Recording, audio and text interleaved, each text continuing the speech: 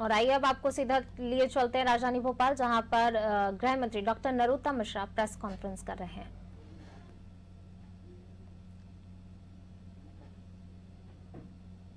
ममतापूर्ण कार्रवाई है। हम लोगों को वो बाहर का गुंडा बता रही हैं जो इस देश के नागरिक हैं, और जो पाकिस्तान और बांग्लादेश से घुसपैठिए आ रहे हैं उनको वो अपना बता रही हैं। ये निर्ममता की कहानी है। अभी पिछले लोकसभा चुनाव में बांग्लादेश के चुनाव प्रचारक उनने फिल्म स्टार बुलवाए, वो अंदर के थे। हम भारत के नागरिक प्रचार करने जा रहे हैं तो बाहर के गुंडे हो गए। हमारे जीवन का एक राजनीतिक इतिहास है। हम राजनीति के अंदर एक छोटे से कार्यकर्ता के रूप में बरसों से काम कर रहे हैं, तो वो गुंडे हो गए, घुसपैठिए उनके हो गए। पूरे के पूरे बंगाल के अंदर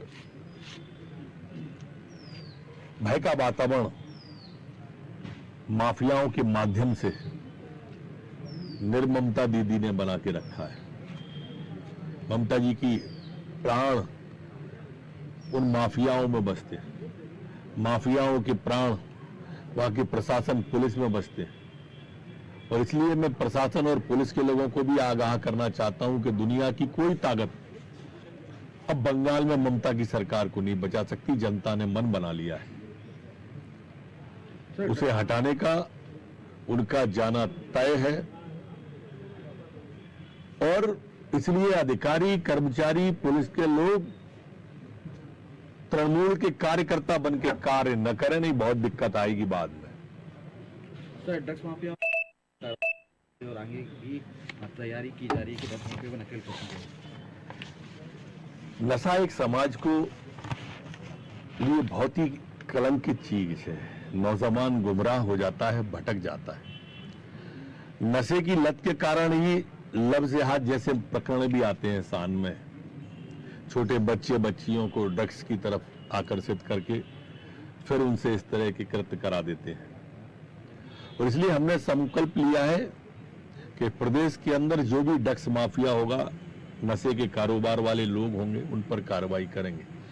ऐसी कार्रवाई पिछले 1-1.5 महीने से हम लगातार कर रहे हैं। रीवा के अंदर कोरेक्स की 2600-1600 से ऊपर शीशियां पकड़ी गई।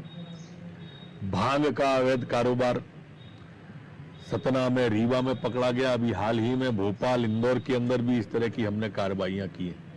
अब इस अभियान को युद्ध स्तर पर पूरे प्रदेश में चला रहे हैं। या तो ड्रग्स माफिया और ये माफिया प्रदेश से बाहर चले जाएं, अन्यथा प्रदेश में खैर नहीं है इनकी। सर, दूसरा कैसे की क्या प्रयास हम पूरे देश में बात करेंगे। देखिए, बंगाल एक संस्कार धानी भी है। जिस बंगाल ने देश को सुभाष चंद्र बोस, रविंद्रनाथ टैगोर, बंकिम चंद्र चटर्जी, स्वामी परमहंस विवेकानंद जी जैसे लोग दिए। बंगाल ने हमारे आध्यात्मिक क्षेत्र में, साहित्यिक क्षेत्र में, धार्मिक क्षेत्र में प्रतिनिधित्व किया है। आजादी की लड़ाई में भी बंगाल ने बढ़ चढ़ के भाग लिया। उस बंगाल की ये हालत जब जाके देखते हैं, निर्ममता दीदी के द्वारा की गई है, मन को पीड़ा होती है। एक वो बंगाल जो देश को रोजगार देता था उद्योग के क्षेत्र में, टाटा से लेके दूसरे उद्योग वहां बंद हो रहे हैं, बेरोजगारी का आलम है। प्रवासी मजदूरों में सबसे ज्यादा पश्चिम बंगाल के लौटे। हमने भी मध्य प्रदेश से उनका सफर तय कराया। ये बंगाल की हालत ऐसी कैसे हो गई कि वहां बेरोजगारी का और गरीब का ऐसा आलम है। और इसलिए हम पूरे देश के अंदर जितने बंगाली हैं, खासकर मध्य प्रदेश में, जब रिफ्यूजी वाला मामला आया था तो हमने मध्य प्रदेश में बंगाल को बड़ी संख्या में एकोमोडेट किया था। मध्य प्रदेश के लोगों के हृदय में आके बसे थे। भोपाल में भी वो काफी बड़ी संख्या है, मैं उनसे भी बात करूंगा। मैं हमारे जो सदी के अभिनेता हैं माननीय अमिताभ बच्चन जी, उनकी सास से भी निवेदन करूंगा कि वो बंगाल के बंगालियों से इस कुशासन के खिलाफ, इस भ्रष्ट सरकार के जो निर्ममता दीदी की, उसे उखाड़ने की अपील करें। वो मैं उनसे कोशिश करूंगा, अगर वो स्वस्थ होंगे तो उनसे भेंट करने की भी कोशिश करूंगा कि वो अपील करें पूरे बंगालियों से कि हमारा बंगाल पुनः शांत हो, हमारा बंगाल पुनः समृद्ध हो, हमारा बंगाल फिर एक बार साहित्यिक धार्मिक क्षेत्र में दिशा दे। सर, किसान आंदोलन को लेकर मैं आपको राष्ट्रवादी पार्टी जरूर बताती है, लेकिन ये अन्न नहीं, अन्नदाताओं को खाएगी। देखो, कांग्रेस की नीति अगर अच्छी थी तो वो ये बताए ना, हम जो नियम लाए, हम जो एक्ट लाए, हम जो कानून लाए, हम जो बिल लाए, अगर वो गलत है और उनका बिल सही था तो आजादी के बाद सर्वाधिक शासन उनने किया तो किसान कर्जदार क्यों था? किसान आत्महत्या क्यों कर रहा था?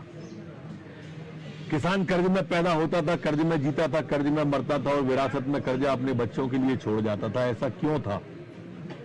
हम जो भी अच्छी चीज लाते हैं वो विरोध करते ही हैं।